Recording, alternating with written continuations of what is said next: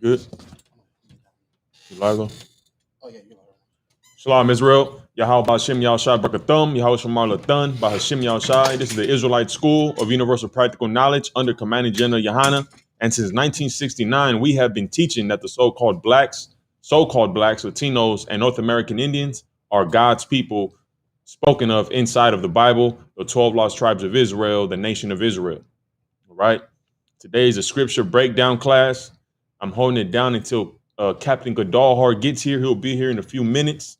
Until then, we're gonna go into some scriptures bashing on Halloween to show you that if you are of the 12 tribes of Israel, then you are not to celebrate Halloween, Christmas, Thanksgiving. What other days are there? New Year's, Valentine's Day, Columbus Day, President's Day, the day that they remember the falling of 9/11. We're not supposed to celebrate these days because that's not our culture. That is American culture. You understand? We're not to celebrate the days of the Muslims, the celebration that they have, or of any other nation, because that's Arab culture. It would be Chinese culture, Japanese culture, whatever. We're not them. We are the people inside the Bible, and therefore we have to celebrate the holidays in the Bible, not the holidays, Salakia, the high holy days in the Bible that have to do with us. The history of these high holy days in the Bible have to do with us and our history and our dealings with the Most High. You understand? So we can't be celebrating these other days that had nothing to do with us, because it is a sin against God, our power. And it's why we are destroyed today, because we keep sinning against God. We don't want to hear the truth. We want to keep doing what we want to do instead of doing what God told us to do. You understand? So first, we're going to go to Jeremiah 10:2. Go ahead and read that when you got it, Art.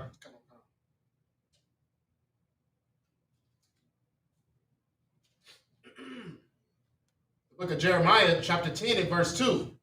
Thus saith the Lord, learn not the way of the heathen. Read it again. Thus saith the Lord, learn not the way of the heathen. The Lord said, learn not the way of the heathen, which is what I just said. You understand? Learn not the way of the heathen. Don't go out here trying to learn their culture so you can live as they live, because God said, learn not their way. You understand? It's a sin to live like these other people. Let me get Deuteronomy. Let me get Deuteronomy 7:6. All right. This is what we bring out in the ISUPK every Thursday, every class, all over the globe, wherever we're established at, is the truth of the Bible. And and the truth of the Bible is hard to accept because our people are destroyed for lack of knowledge. And that's straight out the Bible too. That's Amos 4:6. My people are destroyed for lack of knowledge. The lack of knowledge of the Bible. The lack of knowledge of what else? The history of our people. What happened in slavery, what happened to the North American Indians, all the evil that they've done to us, we forget about it. And that causes us to what? To fall asleep. To not have the spirit of, you know what? We got to wake up. We got to do something about this. But we don't got that spirit because we're destroyed. Why? Because we're living like these other nations. You understand? When we shouldn't be doing that, because that's why we're so weak as a people. Instead of living like them, we need to live like us. And that's shown to us inside of the Bible. And the only place where you're going to learn how to live like the Bible is in the Israelite School of UPK. This is the only place on earth where you can come and learn the truth about God, about Christ, who's really known as Yahushai, to learn the truth about who you are, how to serve Christ, how to get salvation. What does it mean? Everything about the truth of the Bible, this is where you're going to learn it. This is where you're going to get off of drugs, off of weed, off of cocaine, off of being a prostitute. This is where you're going to get fixed. You understand? Now let me get that precept. The book of Deuteronomy, chapter 7 and verse 6. For thou art an holy people. For thou art what? For thou art an holy people. A holy people. That's why we can't follow the way of the heathens, because we are people that are holy. What does holy mean? It means separate. We're a people that is separate from all these other nations. You understand? Go ahead. For thou art an holy people unto the Lord thy God. Unto the who? Unto the Lord thy God. Unto the Most High, our God, the God of the Bible. We're not a separate people to the Japanese nation, to the African nation, to the Arab nation and their God, and the gods of other nations. No, man. We are a separate people to the Most High in the Bible. That's who we are. We're a holy people. Go ahead. Unto the Lord thy God. Unto the Most High God, man. Not unto ourselves. You understand? We can't do what we want to do. We got to do what God tells us to do. And how do you do what God tells you to do? You got to do what we telling you, what the men of God are telling you to do, how to live your life. That's what a priest is. You understand? That's what a prophet is. That's what Christ was. And Christ isn't here right now, but guess what? We are here. Men who follow Christ and live as Christ lived, so that you can have someone to come to and say, man, how do I serve Christ? How do I get salvation? How do I truly repent? This is where you get it in the ISUPK. You understand? That's how you serve your God, by serving the men who serve God, by doing what we tell you to do. Because why? It's straight out the Bible. It's straight out the Bible. And nowhere else in the world can you get this truth. Nowhere else, only up in here under Commanding General Yohana. You understand? Keep going. The Lord thy God hath chosen thee. The Lord who? The Lord thy God. The Lord your God. You see that? The God of the Bible is our God, man. The God who split the sea for Moses and for our people when we were leaving Egypt. You understand? The God who created the planets and all that, that's our power. Just imagine you trying to tell me you rather go vote for Joe Biden or Donald Trump. You rather celebrate Halloween and Christmas than do what God said to do. When if we do what God is telling us to do, guess what, man? We're going to get something better than some goddamn candy on Halloween. We're going to get something better than a Christmas present in Christmas. I'm going to show you what we're going to get if we turn back to the Most High. And we're going to get it because in the ISUPK, we're doing what we got to do to get that. You understand? Keep going. The Lord thy God hath chosen thee to be a special people unto himself. A special people, man, unto himself. And what makes us special? What makes us special? Serving God, keeping the commandments. That's what makes us holy. That's what makes us stand out. We following the commandments of the Most High, the commandments of life on earth. Nobody else has that. You understand? That's how it's done. No, by following the laws. You know what? I'm not going to eat pork, crab, shrimp, lobster. Why? Because God said not to do it. That's why. I'm not going to sleep with my brother's wife because God said not to do it. Meanwhile, everybody else on the planet is doing it, doing whatever the hell they want. You understand? But not us. Why? Because we God's people. We serve Christ. You understand? Now you can either get down with it or you're going to die from the coronavirus. You're going to get hit by a car. You're going to catch AIDS for being gay, living a gay lifestyle when God said not to do that. You understand? Or you're going to die when Christ comes back. It's up to you. You understand? We just out here to put the word out to wake up those who are really going to listen. Keep going. The Lord thy God hath chosen thee to be a special people unto himself. Above all people. Above who? Above all people. Above all people, man. We're above every other nation on the earth. I don't care what you say, how you feel, what you believe. That's a goddamn lie. Read it again. This is the truth. Read it again. The Lord thy God hath chosen thee to be a special people unto himself. Above all people. Above all people, man. We are above all people. Right now, we're not above all people. Why? Because we want to celebrate Christmas. We want to sin against God. We don't want to serve our God. When serving our God is what's going to get us above every other nation. And right now, we're under every other nation. We're sending our kids off to strangers' houses to get candy.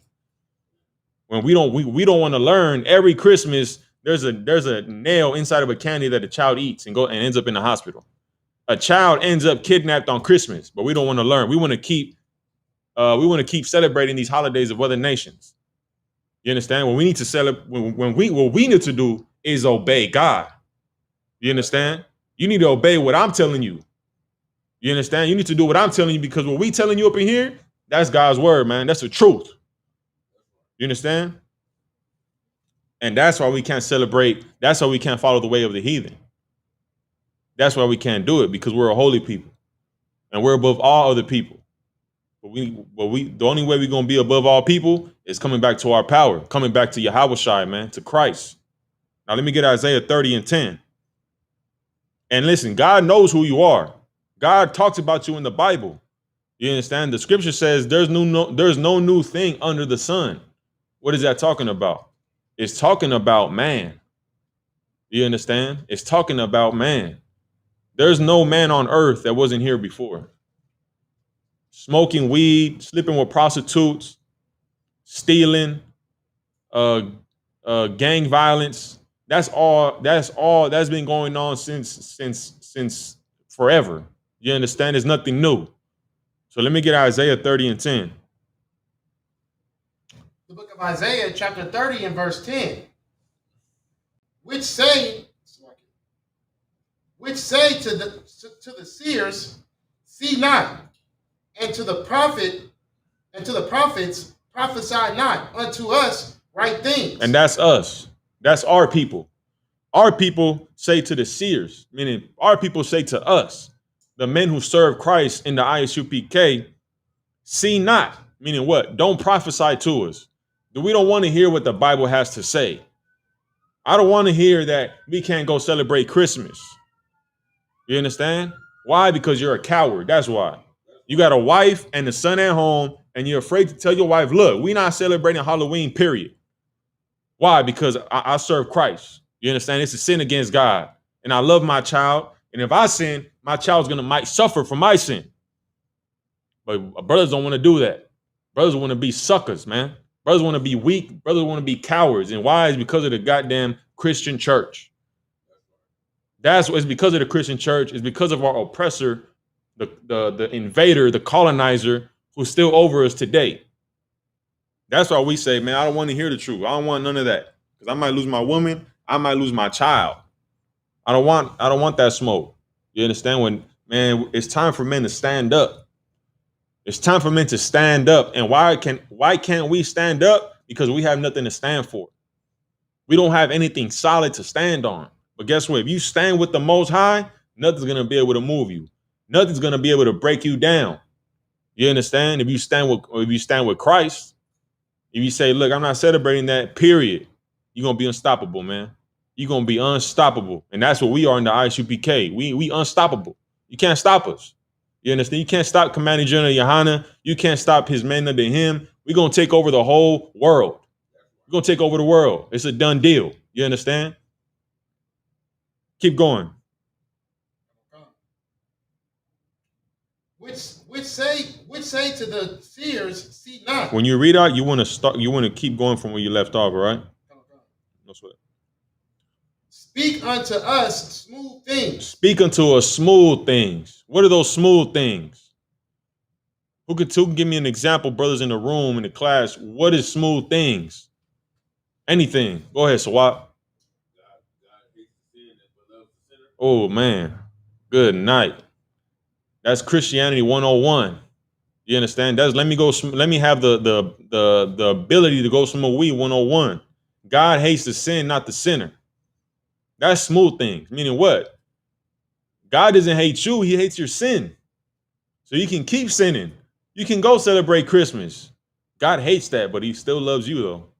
He's still with you. Meanwhile, you getting shot in a car. Meanwhile, your daughter's abducted. You understand why? Because we are brainwashed. Like once again, Amos 4 and 6, my people are destroyed for lack of knowledge. You understand? We are destroyed for lack of knowledge. What else does the scripture say? I see that this is what Paul said. I'm paraphrasing, but he said, I see that they have a zeal, but not according to knowledge. That's our people. We want to serve God. We think we believe in God, but we don't. Why? Because it's not according to the knowledge. And then what Sawab just said, that's a smooth thing. Smooth things is not according to the Bible. It's according to man's convenience. God hates the sin, but loves the sinner. That's a straight up lie. You understand? And that's what our people tell us. Don't tell me I can't celebrate Christmas. My Christian pastor said I could. That's smooth things. You understand? Keep going, Doc. Prophesy deceits. Prophesy deceits. Don't prophesy Christ only came to save so-called Black Hispanics and North American Indians. He only came to save the 12 tribes of Israel. That's the truth. Don't tell us that. Prophesy to us deceits. What's the opposite of that? Not to Zach. What's the opposite of Christ came only for the 12 tribes of Israel? That's the truth of the Bible. But what would be the deceit? What would be the opposite of that? Christ died for everybody. And who teaches that? The Christian church. That's why everybody's in the Christian church. Why? Because they prophesy deceits. People want deceit. People don't want the truth. The truth hurts. You understand? The truth hurts, man. The truth hurts. And that's why people in the Christian church, that's why people celebrating Halloween. You understand? Now let me get 1 John 4 and 20. But in the ISUPK, we don't prophesy deceits. We don't speak smooth things. You understand? We speak the truth of the Bible. That's what we do in here. Keep going. You got that for me? 1 John 4 and 20. The book of 1 John chapter 4 and verse 20. If a man say, I love God and hateth his brother. That's your pastor. That's the Christian pastor right there. Those are all the Catholic priests in the Catholic Church who were just reported for being pedophiles in the Catholic Church in France. You understand? That's them. That's Creflo Dollar. That's TD Jakes. You understand? That's who that is. Read it again from the top. The book of 1 John chapter 4 and verse 20. If a man say, I love God. That's what he says. I love God. I love God. That's what he said. Go ahead. And hateth his brother. And what? And hateth his brother. And what? And hateth his brother. And hated his brother, man. That's them. They say they love God, but they hate you. You understand? If they loved you, what would they tell you? Brother, you got to stop smoking weed, man. You got to stop smoking crystal meth. You got to stop sleeping with that man's wife. You understand? That's real love. And stop being weak. You understand? Take care of your kids. Man, don't celebrate Halloween. That's love. That's some real love right there, because that's hard to do. Why? Because you're afraid of what? Losing that person. And that also comes with a rib, right? You're afraid to tell her the truth because she might leave you, but you got to tell her the truth. You understand? Same thing with a brother. You might have a brother you close with. You understand? You're good friends with him, but you're afraid to tell him the truth. Why is a pastor scared to tell you the truth? Because he's going to lose you. You're going to leave and not give him tithes anymore. That's what he thinks in his mind. He thinks if he says the truth, you can't eat pork. You can't celebrate Halloween. You can't celebrate Christmas. He probably thinks, man, these people going to leave. I'm not going to get their money no more if I tell them the truth. You understand? They're going to go somewhere else where they prophesy deceits. You understand? But in the ISUPK, we are real brothers, man. We say we love God, and we actually mean it. We actually mean it. Read it again from the top. The book of 1 John chapter 4 and verse 20. If a man say, I love God and hateth his brother, he is a liar. He is a liar, man. He is a goddamn liar. And here we not liars. We absolutely love our brothers. You understand? We love our brothers and our sisters in here, which is why they stop doing drugs when they in here. You understand? They change their lives in here because we show them true love. We don't, and if they want to leave, they can leave. We don't give a damn.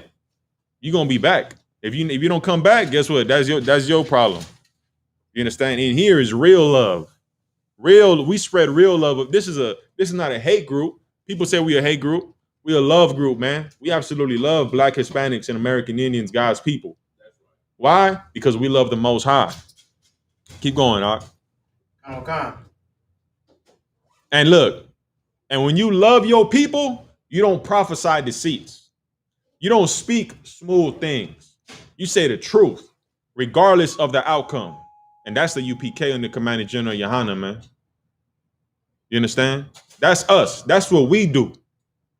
Keep going. Okay. For he that loveth not his brother, whom he hath seen, how can he love God whom he hath not seen. For he who loveth his brother, who he hath. Read that again for me. Okay. For he that loveth loveth not his brother, whom he has seen. Meaning, what does it say? He who loveth not his brother, who he has seen, right? Okay. Meaning, if you see a brother next to you, you got a brother next to you, and you see him physically, but you can't show him love. How can you love someone who you don't see? You understand? And that's the Christian pastor, man. You understand? They claim that they love God, who they can't see. He's not here physically, but they say they love God. And that's our people in the world. Our people in the world who want to hear deceits, who want to hear smooth things, who want to celebrate Halloween. They say, man, I love God. So what if I celebrate Halloween?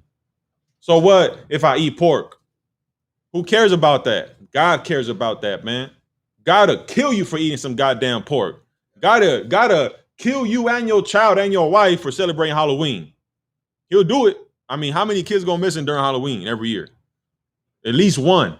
At least one kid ends up eating a candy with a damn needle in it. God allowed that to happen because you want to be hard-headed. You understand?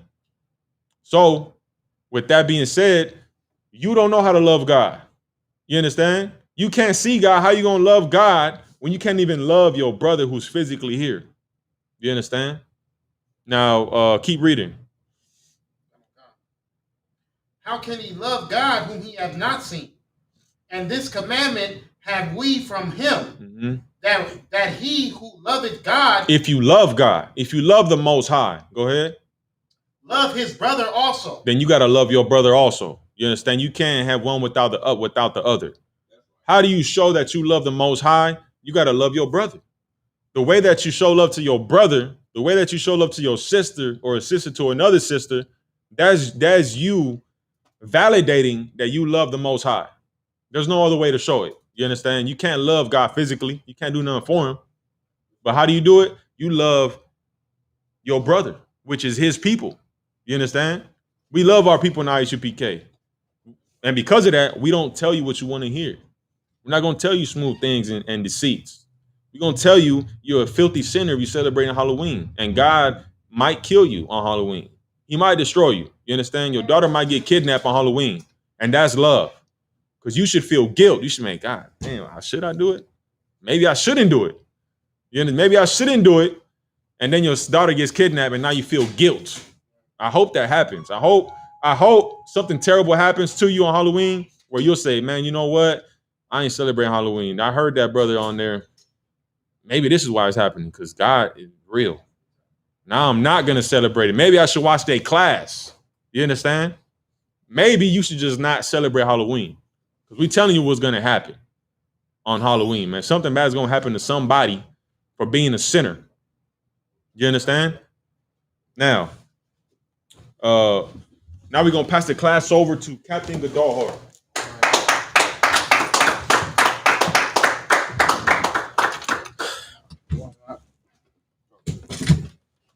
Where you at? I was in first John 4:20, sir. I was just going over Halloween, how it's sin. How people need to turn back to the Most High. Okay, I swear. I got speaking to this? Oh, okay. All right. Before we start though, before we get into it, did you finish that verse? Okay. Any questions? Go ahead. First Samuel 21. Let's say about 11, not 12. It's about 15. First Samuel 12. No, First Samuel 21, 12 through 15. 21 and 12 through 15. Go ahead. The book of First Samuel, chapter 21, verse 12. And David laid up these words in his heart and was so afraid of Achish, the king of Gath. Mm-hmm. And he changed his behavior before them and feigned himself mad in their hands and scrabbled on the doors of the gate and let his spittle fall down upon his beard. Go ahead. Then said Achish unto his servants, Lo, ye see the man is mad. Wherefore then have ye brought him to me? Have I need of mad men that ye have brought this fellow to play the madman in my presence? Shall this fellow come into my house? I'm gonna drop down to 22 and 2. 1 Samuel 22 and 2. And everyone that was in distress, and everyone that was in debt, and Everyone that was discontented gathered themselves unto him, and he became a captain over them, and there were with him about 400 men. My question is, why did David change his behavior to act mad? What was the reason? Was it to get them brothers to follow him or what? I might have to get a little context. What were you, 21 and 12? Come on. Let me see.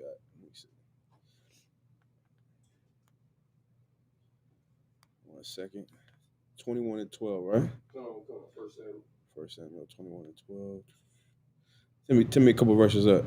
Verse 10. Where's your question at?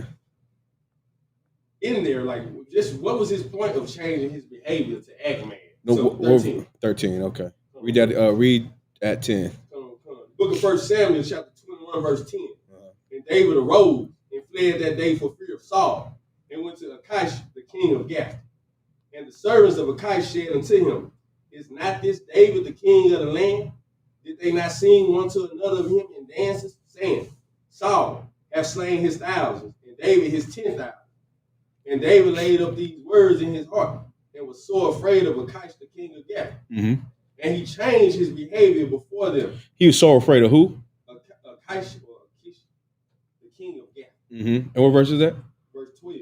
And David laid up his words in his heart and was so afraid of Achish. Okay, go ahead. Verse 13. And he changed his behavior before them, and feigned himself mad in their hands, and scrabbled on the doors of the gate, and let his spittle fall down upon his beard. Then said Achish unto his servants, Lo, ye see the man is mad. Wherefore then have ye brought him to me?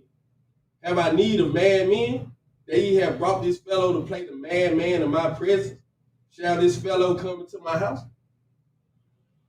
Okay, hold on.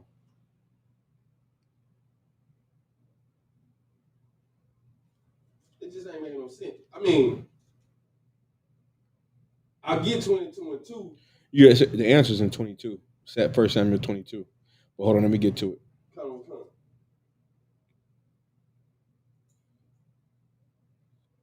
It's a lot of reading. It's the answers in 20. I think the 22nd chapter. I might have to get to this next week. Come on.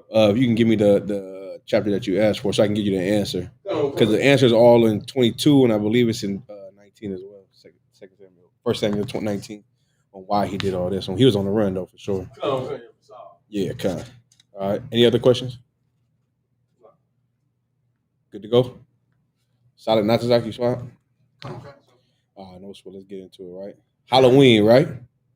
Everybody, give me a breakdown of Halloween. Somebody. Anybody know the breakdown of Halloween? What Halloween is? What is Halloween? Somebody give me the breakdown. What is Halloween? Go ahead. You can look it up real quick, Oscar.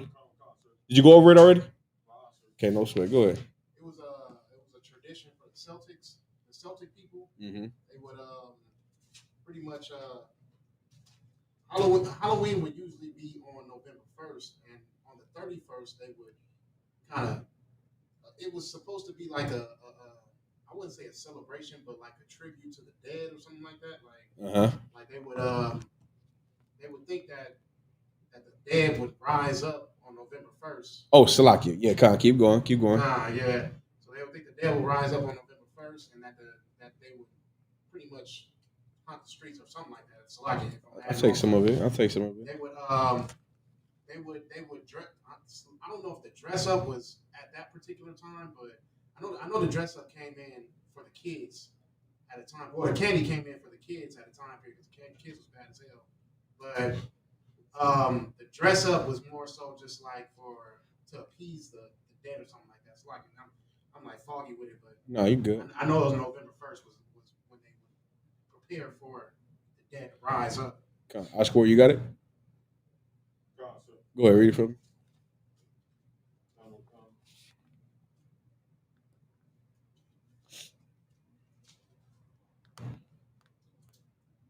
Before I go into that, before we get deep into that, I got to go into something else real quick.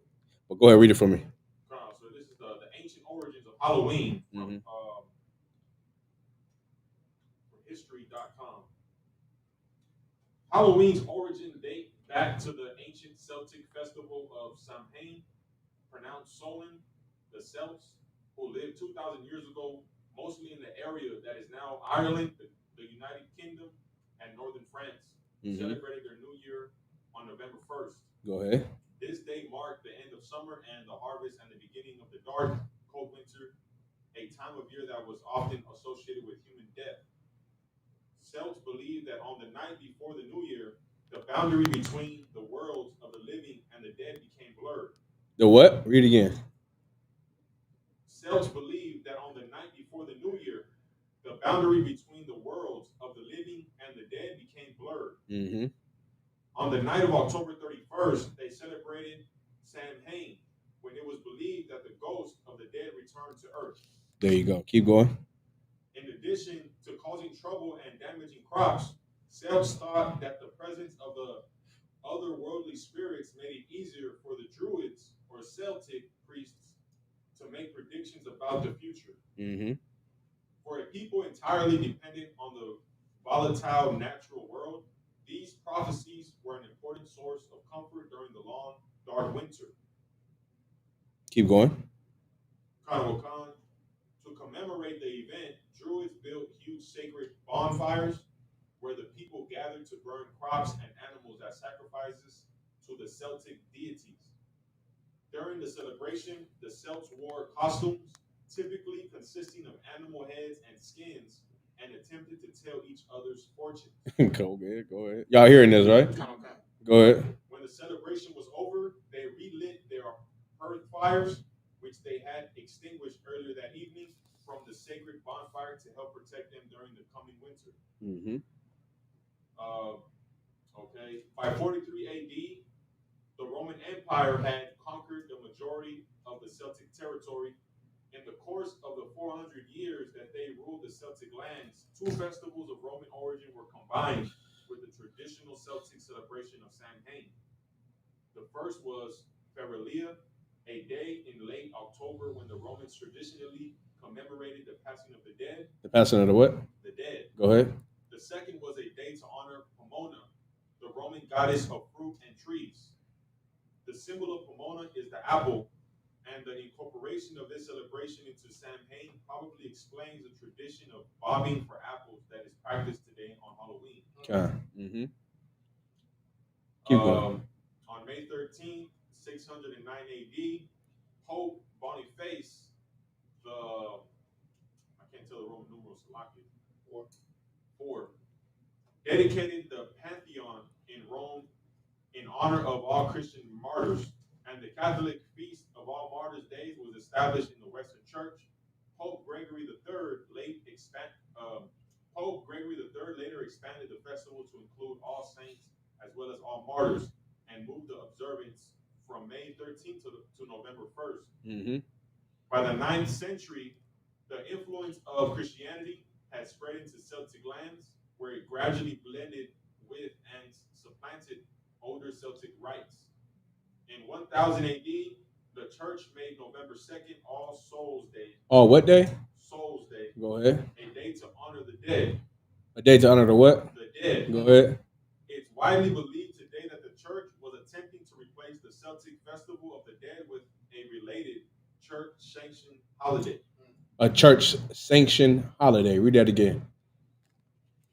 It's widely believed today that the church was attempting to replace the Celtic Festival of the Dead with a related church-sanctioned holiday. Go ahead. All Souls Day was celebrated similarly to Samhain, with big bonfires, parades, and dressing up in costumes as saints, angels, and devils. Angels and what? Angels and devils. Uh-huh.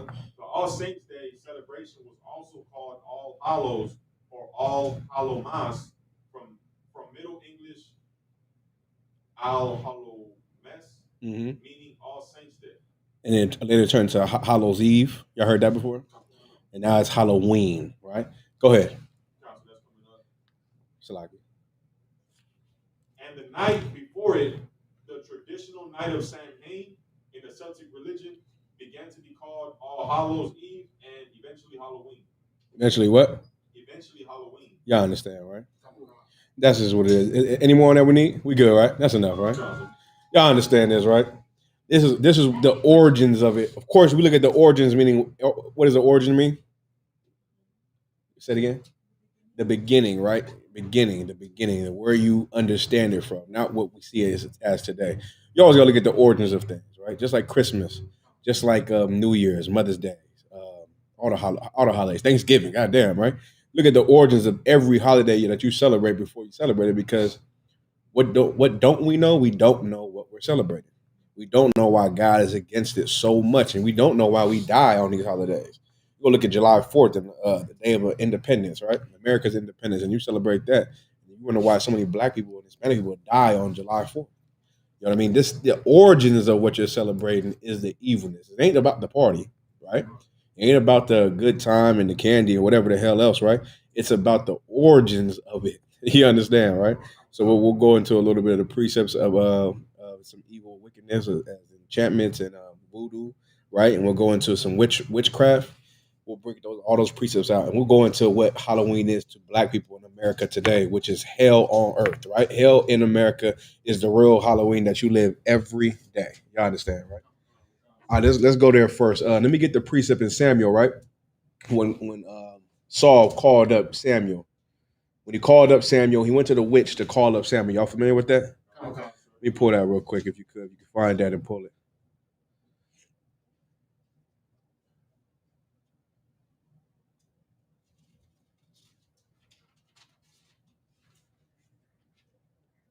I believe it's 1 Samuel 28.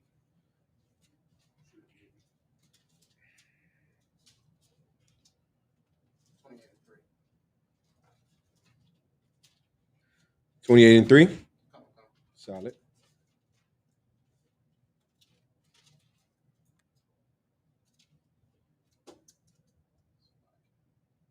Who got it? Go ahead, young man. The book of 1 Samuel, chapter 28, verse 3. Mm-hmm. Now Samuel was dead. Samuel was what? Now Samuel was dead. Samuel was dead. Y'all understand, right? We went over the precept the other day, how it's like 2 weeks ago. We talked about how the Most High is the God of the living, right? He's not the God of the dead, right? We was talking about the Sadducees and Pharisees who wanted to understand whose wife would this man's be, right? In the afterlife. That's what the Lord said. He's not the author of the death. He's the author. It's like he doesn't care about death. He cares about the life, right? The living life is what matters to the Most High, not the death, right? Go ahead. Now Samuel was dead. Samuel was dead. He's dead. So we all got that clear, right?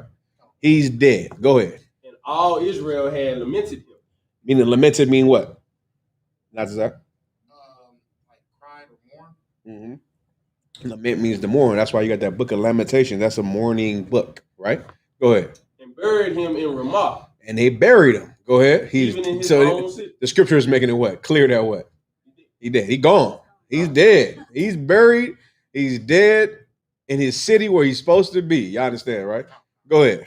And Saul had put away those that had familiar spirits. And Saul had put away those that what? That had familiar spirits. Anybody know what that is? When Saul said he put away those that had familiar spirits. Go ahead.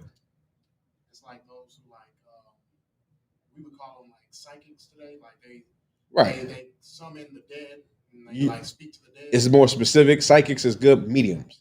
You heard of mediums, right? Mediums are people who talk to the dead, right? Okay. They'll tell you like, oh yeah, your grandpa's here right now. He's here. He's telling me about that doll he left under your bed, right? And they're like, oh my God, how you know about that doll? He's like, yeah, oh my God, he brings such a strong presence. He's here. So those are mediums, right? Mind you, he's dead though, right? He's dead. Go ahead. And Saul had put away those that had familiar spirits. He put those people away though. He didn't want them people around because they practice what you call witchcraft. You understand? They're practicing something that's against God, right? Go ahead. And the wizards out of the land. And the wizards out of the land. Wizards are the same thing as a man, right? Wizards and witches, right? Go ahead. And the Philistines gathered themselves together and came and pitched in Shunem. And Saul gathered all Israel together and they pitched in Gilboa. That might not be the precept. You got to take me to where he went to go visit this witch. Go to 6. Go ahead. And when Saul inquired of the Lord answered him not, neither by dreams, nor by Urim, nor by prophets. Then said Saul unto his servants, seek me a woman that hath a familiar spirit. Seek me a woman that has a familiar spirit. Go find her for me, right? Go find this woman. When he says familiar spirit, go find me someone who speaks to the dead. You understand? Go ahead. That I may go to her and inquire of her. So now he's going against what the Lord wants. He's going against even what he put his decree was. Right? He's being a hypocrite. Go ahead. And his servant said to him, Behold, there is a woman that hath a familiar spirit at Endor. Mm-hmm. And Saul disguised himself and put on other raiment. He disguised himself and put on other raiment. Why would you have to do that? Because you don't want people to know it's you doing this. Right? Go ahead. And he went, and 2 men with him, and they came to the woman by night. And he said, I pray thee, divine unto me by the familiar spirit, and bring me him up, whom I shall name unto thee. Mm-hmm. And the woman said unto him, Behold, thou knowest what Saul have done, how he have cut off those that have familiar spirits, and the wizards out of the land. Wherefore then layest thou a snare for my life to cause me to die? Who's saying this? Right. You know what I mean? She's saying this. Like, whoa, what's going on? You about to, what is this about? You setting me up. Go ahead. Verse 10. And Saul swore to her by the Lord, saying, As the Lord liveth, there shall no punishment happen to thee for this thing. Right. He just wants answers, right? Go ahead. Then said the woman, Whom shall I bring up unto thee?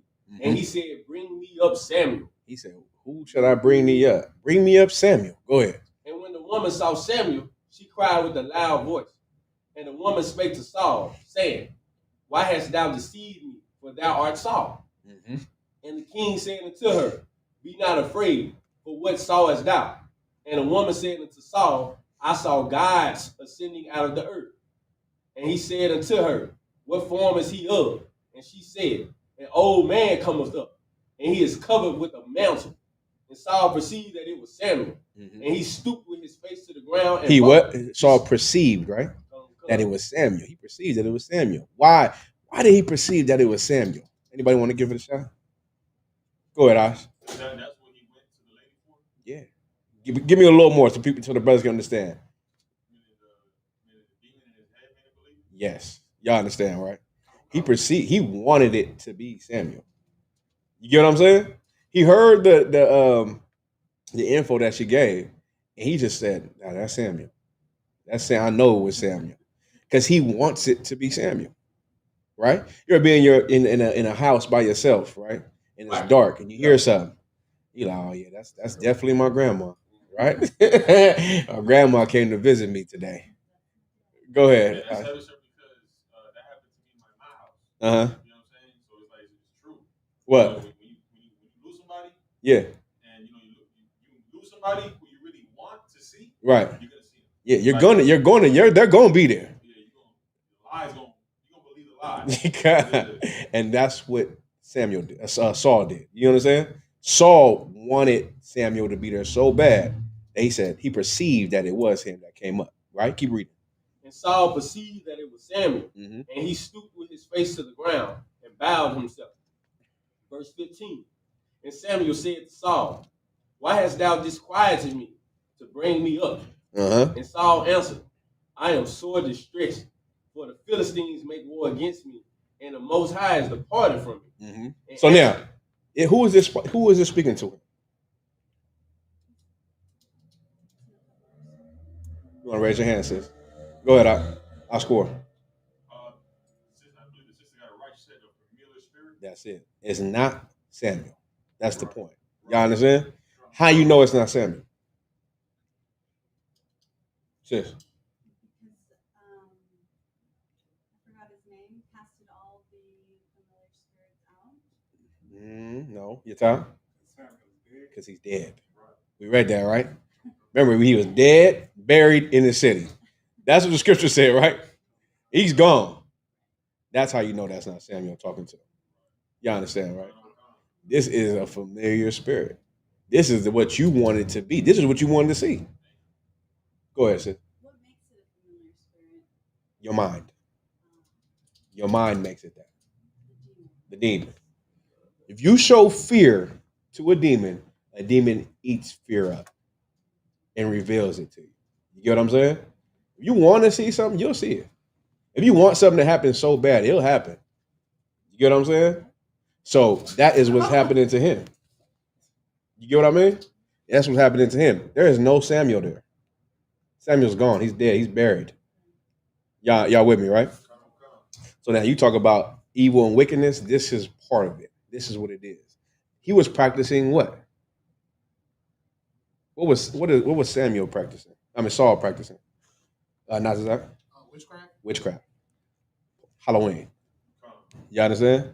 He was being a part of it. Go ahead, not that. So like would Ecclesiastes 9:5 be a good precept for it? What does it say? It says the book of Ecclesiastes, chapter 9 and verse 5. Mm-hmm. For the living know that they shall die, but the dead know not anything. They what? They know not anything. They don't know a damn thing, man. The dead can't see or hear. You understand? Once you're dead, you're gone. There's nothing. There's no bringing you up. There's no bringing you back. You understand? There's nothing. It's over. Now you just wait to be what? Reincarnated. You understand? You wait for your son or someone in your family to bring you back onto the earth. But there's nothing that you're not going to roam there. I remember some sister on social media was talking about she was talking to Nipsey Hussle, King Von, and Mo 3. It was like, yeah, they still around. They mad as hell. He said, no, Nipsey's peace. He's in peace. But King Von, he's mad. They're like, how they travel? Oh, they got to get on planes and trains just like us. I was like, man, come on. Was there people really buying what she was saying? Yes. That's sad. Well, because why were they buying it?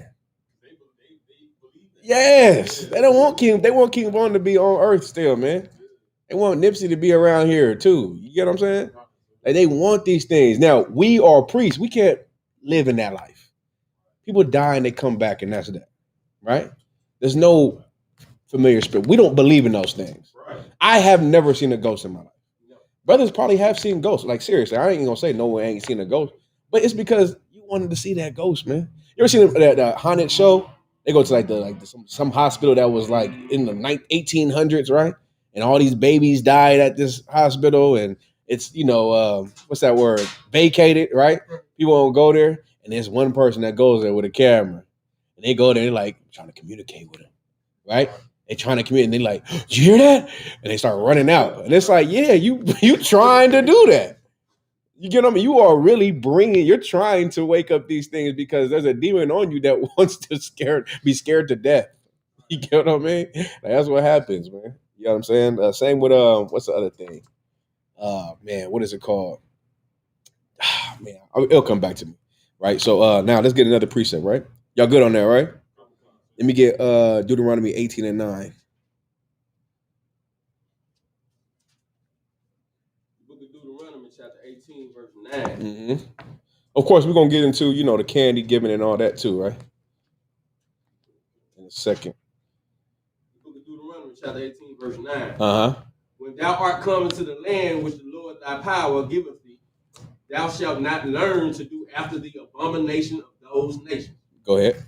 There shall not be found among you anyone that maketh his son or his daughter to pass through the fire. Pass through the what? Pass through the fire. Uh-huh. Or that useth divination. That use what? Divination. Oscar, look up divination for me real quick. Anybody know what divination means? Just look at the root word of divin. Go ahead, sis. Form of an alternative way to reach out to a divine or greater power. Perfect. You understand? Exactly. This ain't praying, right? This is someone who practices like witchcraft or like give me another one. Go ahead, sis. Tarot. Yeah, tarot, right? Or what's the other one? Go ahead. Dark magic, wicked magic, Ouija boards, right? You ever heard of Ouija boards, right? Ouija boards, you enter in some type of portal and let people come in. I heard that before. It's a portal. It's a portal that let people come in here. And like I'm like, look, I don't believe in that, but I'm not going to deal with that either, though. You know what I mean? The Lord is going to allow those demons to enter all into your house. Go ahead. If I may, tarot cards and Ouija boards, you can find them at Toys R Us. Yeah. For like $12. Uh-huh. If it really was something, it wouldn't be no damn $12. You should hear the stories out here. Brother, it's this. We used the Ouija board. I ain't been the same since. Go ahead, give me divination. So this is the definition for divination out of the Merriam-Webster's dictionary. Uh-huh. The art or practice that seeks to foresee or foretell future events or discover hidden knowledge, usually by the interpretation of omens or by the aid of supernatural powers. You understand, right? So remember, read that again, young man. Or that use of divination, or an observer of times, or an enchanter. Or an observer of times, or an enchanter. Go ahead. Or a witch. Or a witch. Go ahead. Or a charmer. Or a consultant with familiar spirits. Go ahead. Or a wizard, or a necromancer. Go ahead. What's that? One more time. Necromancer. Necromancer. I just looked this up last night with that one. Give me necromancer, somebody. Go ahead. I know necro is like for dead. I believe so. Yeah, like necrophilia. People that be like sleeping with. Look up necromancer real quick. We just looked this up. So. what verse you at? Verse 11. What chapter? Deuteronomy 13, right? And 11. Oh, 18. 18 and 11 through what? Cycle, what verse you at? I'm at verse 11. 11. Take me to 13, all right? Go ahead, read necromancer. So the definition for necromancy. Necromancer, same thing. Out of the Merriam-Webster Dictionary, conjuration of the spirits of the dead for purposes of magically revealing the future or influencing the course of events. Magic, sorcery, bewitchery, right?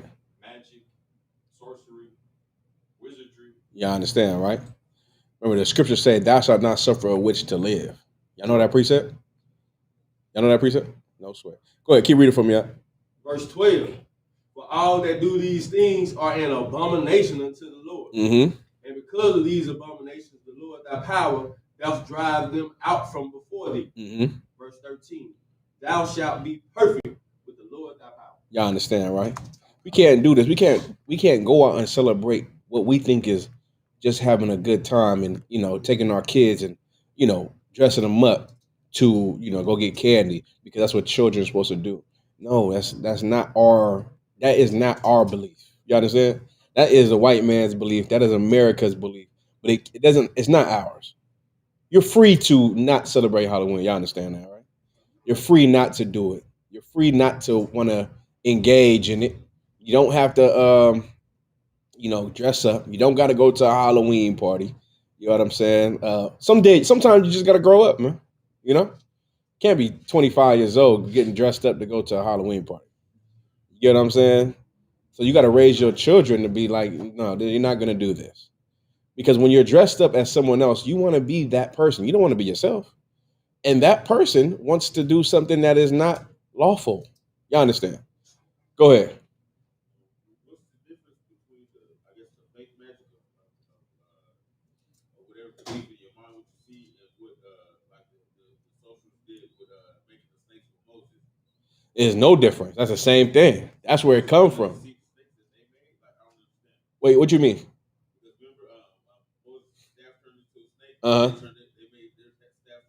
Right. I'm like, what kind of magic was that? What that Moses did? Yeah, dark magic. So that was real. I'm saying because you said that the magic that they were doing, like bringing up Samuel. That was something that he wanted to see. That was no. I'm talking about that was a spirit though. Spirit and magic is different, right? Magic, there is magic, right? Y'all seen magic before, right? There is dark magic. That's why the Lord don't love magicians either. You know what I'm saying? Magicians are practicing a type of witchcraft. Now there is illusion that is different than actual magic, but illusion is something too, though. You know what I mean? Illusion is not magic. You understand? Illusion is like, deceiving, being deceptive with people's eyes. But magic is something else. Y'all understand, right? So when you see what they did, that was a real thing. Yeah, hell yeah, that was a real thing. That was in front of his face. You know what I mean? But it was no God behind them, though. You get what I mean? There is people that are, I don't want to say blessed, but have that gift. They have a certain gift. They're here today. You heard of David Blaine? Yeah, them cats is here today. You know what I mean? That's why people are so amazed and they think that they're almost supernatural, right? But we don't give a damn about David Blaine. If David Blaine came in front of us and try to, do something to us, we know that what? Our God will be with us. Same thing. Go ahead, Nazar. It's like, sir, as far as like that situation with the snakes and things like that, I think I gotta get the precept, but I know it says that the Most High allowed it to happen. Like he allowed it to happen as far as like keeping Pharaoh in line, as far as him wanting to keep feeling like he was above the Most High. Like, yeah, so like I have to get it. No, don't sweat. Any more on that? We good? Give me Exodus 22 and 18. Book of Exodus, chapter 22, verse 18. Mm-hmm. Thou shalt not suffer a witch to live. Say it again. Thou shalt not suffer a witch to live. Y'all understand, right? Everybody know what a witch is, right? What is a witch? A woman who practices magic. Mm-hmm. There's another precept too, right? Let me get this one real quick, Salaki. 1 second. Did we get Deuteronomy 18? We just read that, right? Let me get Deuteronomy 32 and 16.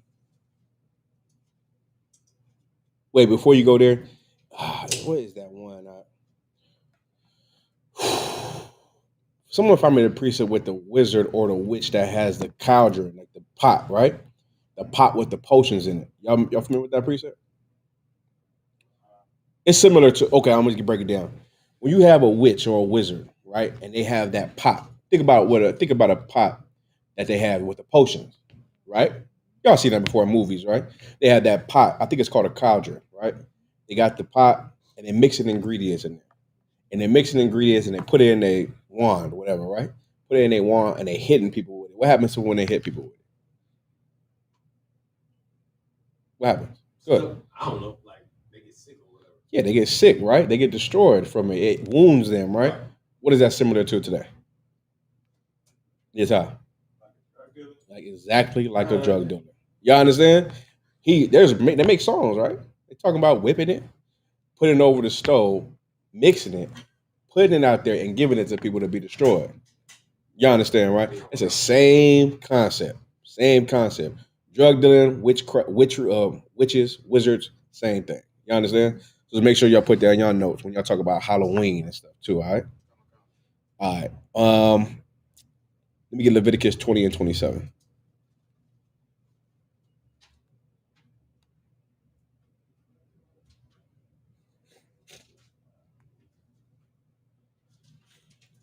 The book of Leviticus, chapter 20 and verse 27. Uh-huh. A man also or woman that hath a familiar spirit or that is a wizard shall surely be put to death. Shall surely be put to what? Shall surely be put to death. Mm-hmm.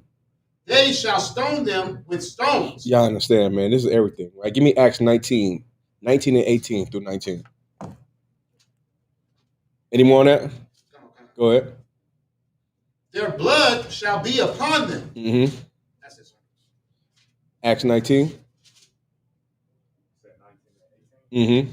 This is Acts chapter 19, verse 18. Go ahead. And many that believed came and confessed and showed their deeds.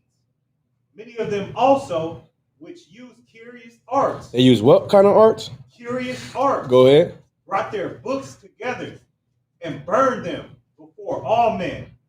And they counted the price of them and found it 50,000 pieces of silver. Mm-hmm. So mightily grew the word of God and prevailed. Man, they came and destroyed their spells because of what? The Lord's word was stronger than theirs. You get what I mean? They came together and said, damn this witchcraft, damn this thing, man. Why? Because they was under heathens practicing it. You understand? There's under heathens practicing it. You better go look at these black magicians that was bigger than all magicians damn near. You know what I mean? They don't never get talked about, but they were out there. You understand? Since you had your hand up? Yeah, it reminds me of the way that the Spaniards and English treated the knowledge of the Aztecs or the indigenous people in the Americas and destroyed all of their books and history. Mm-hmm. No, okay, yeah, that's true. But this is talking about a good thing. It's talking about how these were people who practiced witchcraft. And they came and destroyed their books because of the word of the Lord. Because they heard that what they were doing was evil. You understand? So they came and they destroyed all of it because of what? That's why I said the word of the word of the Lord grew strong. You know what I mean? Good on that though. Any other questions? Any questions on this topic? We're gonna move on a little bit further in the Halloween a little bit more. Let me get Revelations 21:8. You had a question? That's that. So like I'm checking online right now, sir. So like my phone is slow right now.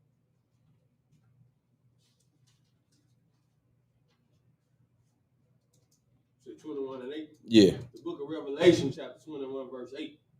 But the fearful and unbelieving and the abominable and murderers and whoremongers and sorcerers and idolaters and all liars shall have their part in the lake which burneth with fire and brimstone, which is the second death. God, y'all understand this, right? Now, give me Joel the third chapter. Joel the third chapter. Take me down to where he said, "And a little girl shall be sold for wine, or a little boy shall be sold for wine." I believe one of the two, right? I think it's like Joel 3 and 5.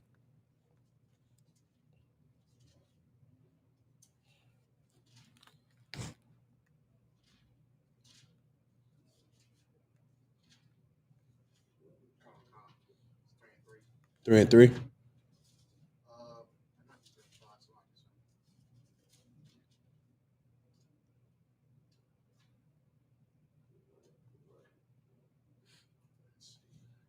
Verse 6.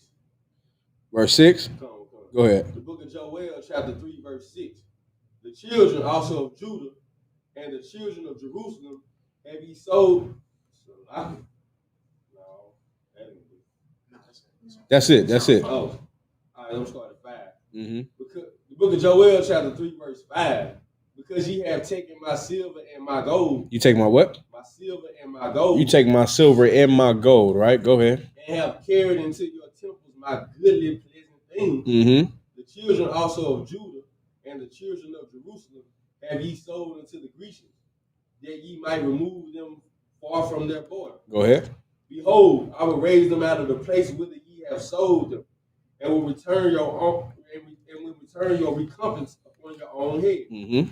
And I will sell your sons and your daughters into the hand of the children of Judah, and they shall sell them to the Sabians, to a people far off, for the Lord has spoken. Verse 9, proclaim ye this among the Gentiles. No. Where does it say where he sold your? We sold your children, sold your daughters for wine and things like that. Is it Joel? Go ahead. Verse 3, right? That's what I said. Come on, pull it. What verse 3? Read verse 3. This is Joel chapter 3, verse 3. Uh-huh. And they have cast lots for my people. They have what? Cast lots for my people. Right. What's cast lots mean? Go ahead. Yeah, gamble, right? They gamble for your people, man. Go ahead. And have given a boy for a harlot. They giving a boy for what? A harlot. You understand? They ain't giving a boy for a harlot. What's that mean? What does it mean to give a boy for a harlot? Go ahead.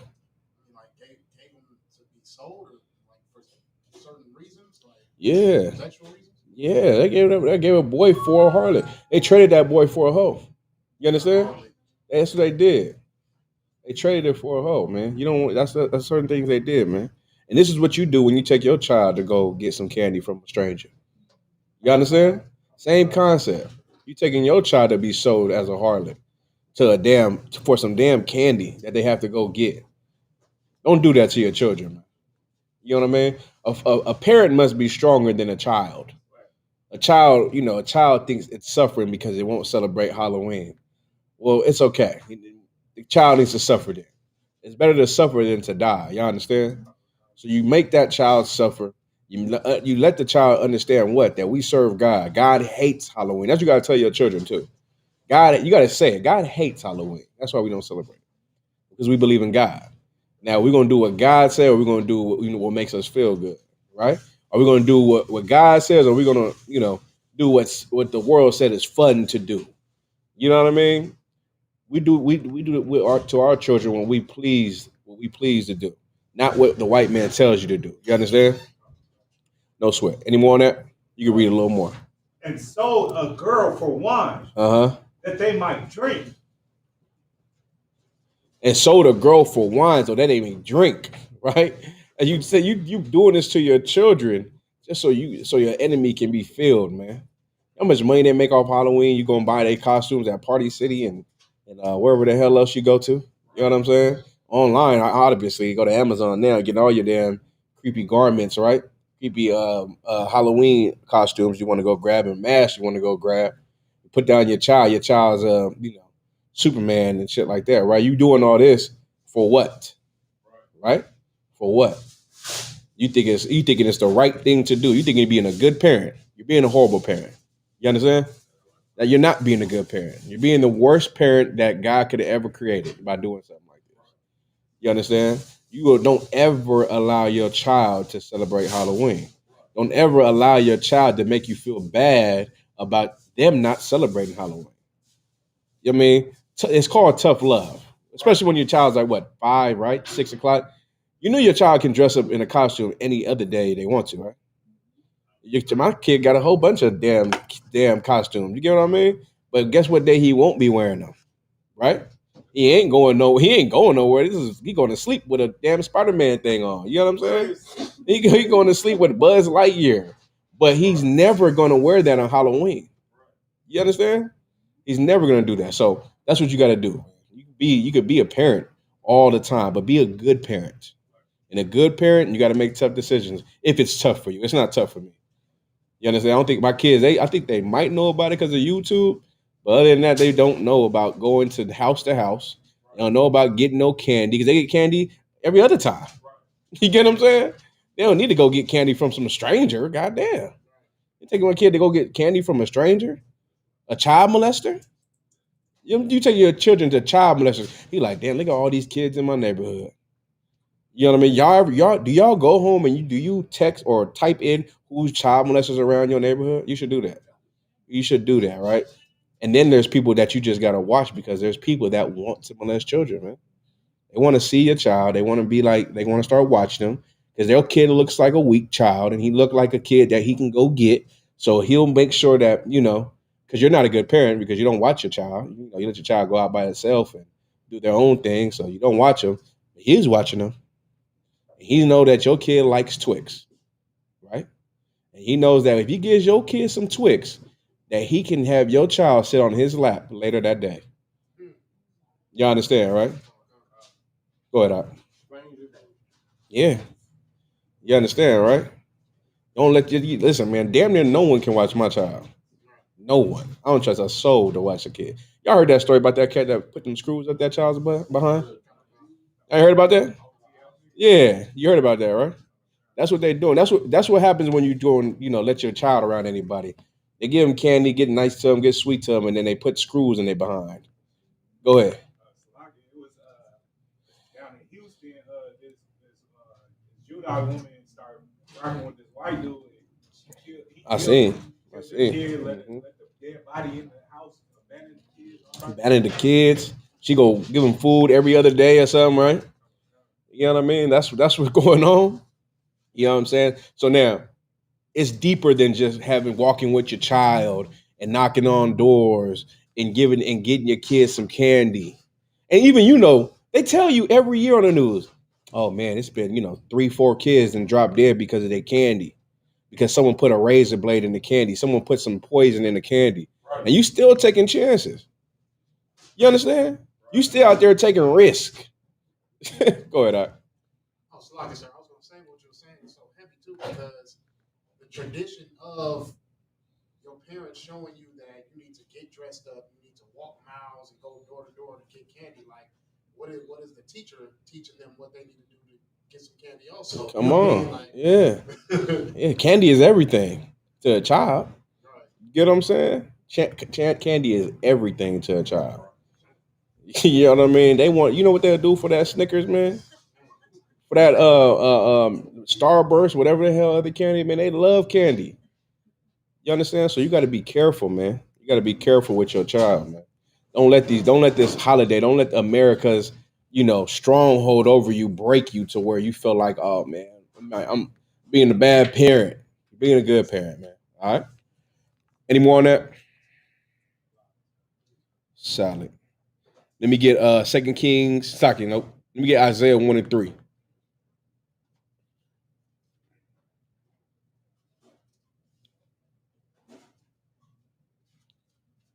This is Isaiah chapter 1, verse 3. Go ahead. The ox knoweth his owner, Mm-hmm. and the ass his master's crib. Y'all understand that, right? An ox, a damn animal, know its owner. You know what I'm saying? If you had a farm, in the time, there was a time we had, we lived in ancient civilization, and we lived in what's that world called? Agricultural world, right? Where we had animals and we had farms and things like that. And an ox would be like a pet for you, right? A pet that you know and you feed every day. An ox knows who its owner is. You understand? And what else?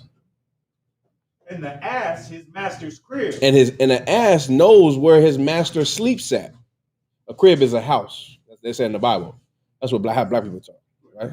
So the ass knows where the master sleeps. He knows the home of the master. You understand? Go ahead. But Israel does not know. But Israel, we don't know who our father is. We don't know who our master is. So why? So in that, we celebrate Halloween, right? In not knowing who our master is, who our power is, we give our children up to evil divinations, right? We give our children up for evil holidays, and we go against God and celebrate these holidays that we know nothing about, that we don't know the origins of, that we don't know that God's against. You get what I'm saying? So we're doing these things because we don't know, because we're destroyed. We don't have any knowledge of who we are. Y'all understand, right? Any more? My people do not consider. And the people of God don't even consider who their master is. Who is the black man's God? Yeah, the white man. The white man is your God. How you know he's your God? Because you're celebrating Halloween. He told you to celebrate it, so you're celebrating it. You know what I mean? You're going to that holiday party because he told you to have holiday parties. Y'all understand, right? Solid. Give me Ezekiel 20 and 26.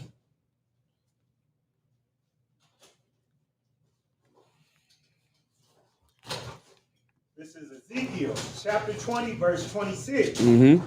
And I polluted them in their own gifts, in that they caused to pass through the fire all that opened the womb. Right, and I polluted them in their own gifts. One more time from the top. Ezekiel chapter 20, verse 26. Uh-huh. And I polluted them in their own gifts. The Lord said he polluted them with their own gifts. What's pollute mean?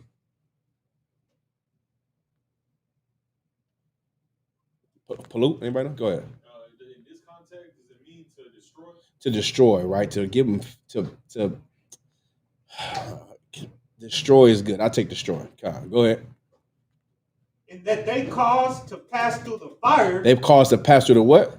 Fire. Uh-huh. All that opened the womb. Mm-hmm.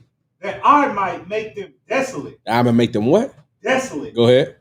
To the end that they might know that I am the Lord. Mm-hmm. The Lord said, man, you gonna do this thing, I am going to destroy you for doing this thing. I am going to destroy your life to the end where you might not know because of this thing. You think this is a small thing. That's a problem with Israel. We think crimes are small against God. Crimes are big.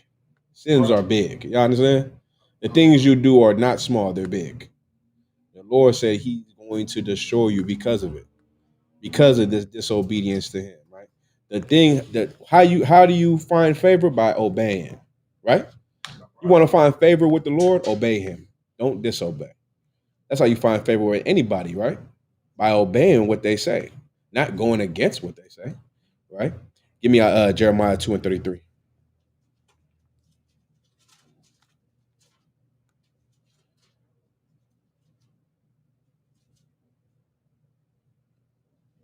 The book of Jeremiah, chapter 2, and verse 33. Why trimmest thou thy way to seek love? Mm-hmm. What? Why trimmest thou thy way to seek love? Why are you trimming your ways to find love, man? But no one loves you? So since no one loves you, you're going to just be like everybody else to find some love? How gay is that? How weak are you, right? How weak are you that you got to diminish who you are so someone can give you some attention and some love? You understand? Why don't you just stand on who you are? And why don't you let people love you for that, right? That's what you want to be, right? That's honor. That's honorable, right? That's showing integrity. You know what I mean? People can respect that, but no one can respect someone who dwindles themselves down to get accepted.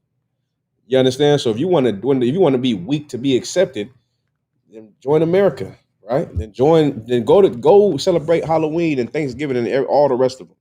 You know what I'm saying? But if you want to be strong in the Lord and do what the Lord said to do, then why don't you just do what's right and what's strong, right? The strong thing to do is what? Not celebrate anything that goes against God. Be who the Lord intended you to be, right? And trust me, you'll find love in that place. But really, don't seek love. Right. Don't do that. If you go out looking to find some love, you're going to forget who you are. You understand? You go out, you go out there. It's like if a brother trying to find a woman, right? You trying to find a woman, you start doing things out of character to get this woman. You know what I'm saying? You start doing things that ain't even who you are to go get this woman. Don't do that. Be who you are. That's the best game. People like to say running game, like they have some type of game. The best game is to be who you are. You're gonna attract the right person. You understand? If you go be someone else, she gonna think that you're that person, and you're really not. Right? So you want to be who you are. Don't trim your ways to seek love, though. Right? Keep going. Therefore, hast thou also taught the wicked ones thy ways. And then in doing that, you taught this devil how to treat you. You taught this devil what? That he can give you a little something and you'll take down, you won't be so hardcore, right? And he knows that about you. He knows that about you, so what? He uses it against you. And he makes you weaker and weaker and weaker to the point where he can control you with gifts, right? Any more? Sir. That's it, right? Solid. All right, give me one more preset on this topic. Let me get Jeremiah. It's like two more presets. Jeremiah 32 and 35.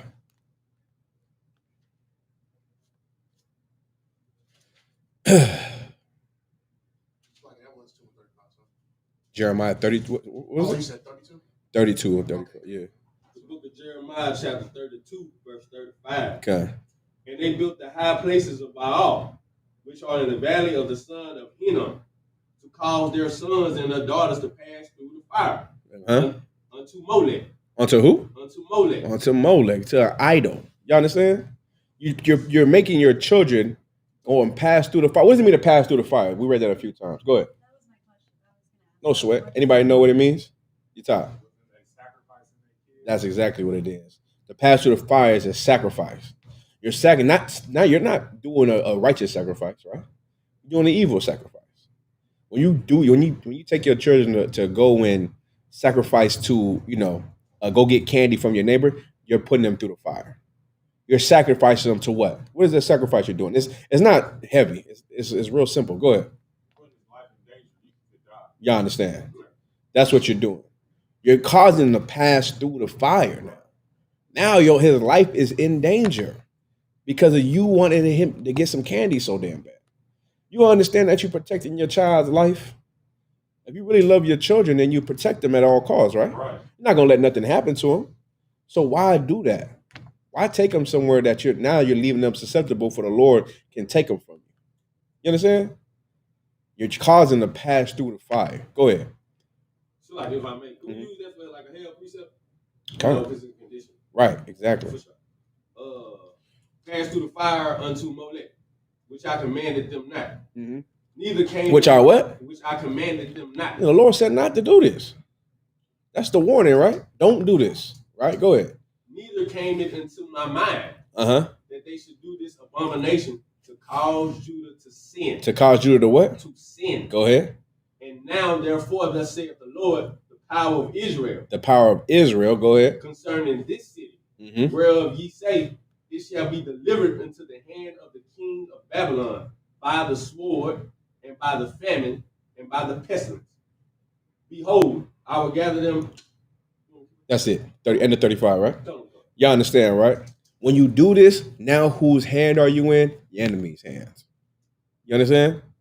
Now you are going to die just the way they want you to die. Poor, in the ghetto, starving, with no help, being oppressed. It's the worst way.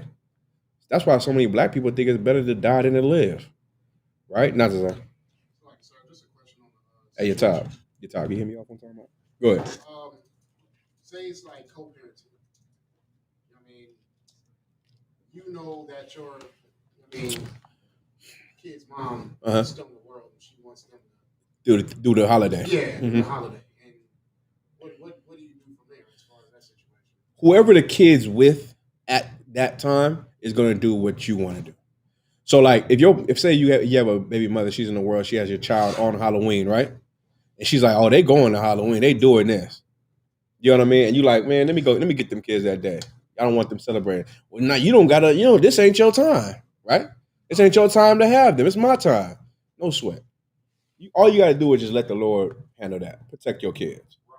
But now, when it's your time on Thanksgiving, right, to be with your children, you and your children are not gonna be eating on Thanksgiving. You get what I'm saying? You're gonna be eating whatever the hell else you eat on Thanksgiving. I mean, on that day, that's not Thanksgiving.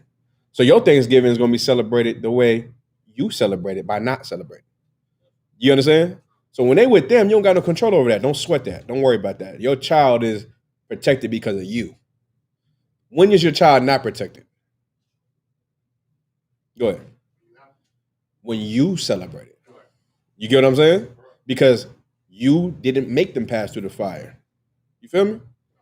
When you make them pass through the fire is when your child is opened up to the Lord's judgment. You understand? So you don't worry about what she does, what she has. Don't worry about that. She's gonna celebrate Christmas and birthdays and all that. You get what I mean? But when you have them, you're not gonna do any of those things. And when they grow up, they'll find out what they'll say. Damn, either they'll hate you because you didn't do nothing fun, right? So-called fun, or they'll love you for it. It's up to them. But make sure that you don't fold to children. That's the point, right? Children shouldn't make you fold. I'd rather be hated than to have to raise sinners. You get what I'm saying? I'd rather be hated by my children. My children never talk to me than to be like, well, yeah, he was a captain, but they start celebrating birthdays and they start celebrating this because he wanted his children to have fun. I don't give a damn about that. You know what I mean? I don't care about my children loving me. If they gonna love me because of birthdays, then F them kids. Damn. That's what y'all love me just because I want to celebrate your birthday and Christmas with you. Damn. What about the other 300 other days I'm with you and protecting you and raising you up and feeding you and clothing you, right? What about them times? So you only gonna love me on the days that okay? All right, well damn y'all then, right? The Lord be with y'all. Go ahead, Ash. No sweat. Any other questions? All right, no sweat. Okay. Now let's get to 1 second. John 3:19. John 3:19, real quick through 21.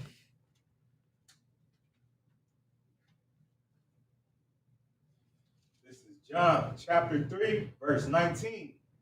And this is the condemnation that light is come into the world, and men love darkness rather than light. Right, and this is condemnation. That's what it said, right? That light has come into the world. What's that light? Your top. The truth, right? Christ's truth, same thing, right? That light has come into the world, but men what?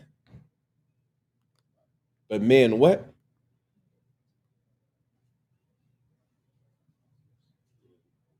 One second. We'll read it. 3:18. 3:19. That light is come into the world, and men love darkness. Remember to always leave your finger there, right? Go ahead. And men love darkness rather than light. Men love darkness rather than light, right? That's true. Men rather not come into here. They rather be in there. They rather be in the darkness, right? It's like waking up. It's like waking up, right? Or like when my crib on a day on Sunday, whatever day it is, right? I like it dark in there, right? I like it dark because it's mellow. I can lay down, right? Soon as that window open up, it's like, damn, it's time to get up. But men love darkness though. They'd rather have it dark. You understand? They'd rather have you not get up. They'd rather have you lay down, right? And someone come get you because you want to be asleep. You want to be in the darkness. You understand? That's what you want to do, right? Keep going. Because their deeds were evil. Their deeds are what? Evil. Uh-huh. For everyone that doeth evil hateth the light, Everyone that doeth evil hateth the light. Go ahead. neither cometh to the light. Neither come into the light. That's why a lot of brothers, you think about fishing, right? You brothers got to come into the truth. They know the truth. They know that you're right. You feel me? It's not about not being right. It's about I don't want to stop what I'm doing. Y'all understand? How many times I've been told, man, what y'all doing is so right, and I agree with y'all. Like, damn, why you not with us then? You agree with me so much. Why you not rolling with me? Then I started to realize as I grew up more, I'm like, oh, because you don't want to stop what you're doing. No sweat. It's not a problem to me, but I started to realize ain't about what we saying is wrong. I'm done trying to convince people what we doing is right? I just go out and teach. I don't care about convincing anybody now, right? But what I realize is what? They don't want to change. That's okay. Y'all understand, right? It's okay if they don't want to change. It's fine. Let them learn the hard way. That's the best tool. Is letting people just learn when they start losing loved ones, when they start getting hurt, they start getting broke, whatever it is, they'll learn, oh my God, what am I going to do? Everything goes against me in my life. Everything. Right? There's a point in their life that what? Makes them turn to God. It's like people in prison, right? What's the first thing they do? What's the first thing they do when they go to prison? Go ahead. Yeah, they get holy as hell, don't they? You don't got nothing else to do. You might as well get holy. Right? Go ahead. Yeah. You reading the Quran, the Bible, a Buddha book, whatever. You know what I'm saying? You reading everything, trying to get as religious as possible in there. Right? Any more? Least his deeds should be reproved. Least his deeds be reproved. He don't want his deeds to get corrected. You understand? He don't want to be corrected for the things he's doing. That's what the light does for people. People want to say, oh, man, y'all tripping, man. I'm going to this Halloween party. No problem. It might be the last party you go to. You should not come in here if you don't want your life to change. Because once we tell you something is a sin, now you know that thing is on you now, right? That's when we go and teach. When we at camp, when we speak at camp and we're saying that people are sinning and they hear that they know that getting high is a sin or whatever sin is there available, now we just lay the burden on them. You feel me? Now we just laid the judgment on. The judgment is now you know. Now you know you can't eat pork, crab, shrimp, and lobster. Oops. You heard it, right? You heard it right from the horse's mouth. You can't do these things. So now, which is up to you. The choice is up to you now, right? To stop doing those things. Or here comes the judgment. You understand? Any more? But he that doth truth cometh to the light, that his deeds may be manifest, that they are wrought in God. Solid. Give me Ephesians 5 and 6 through 8. And that's the last precept that we'll move on, all right?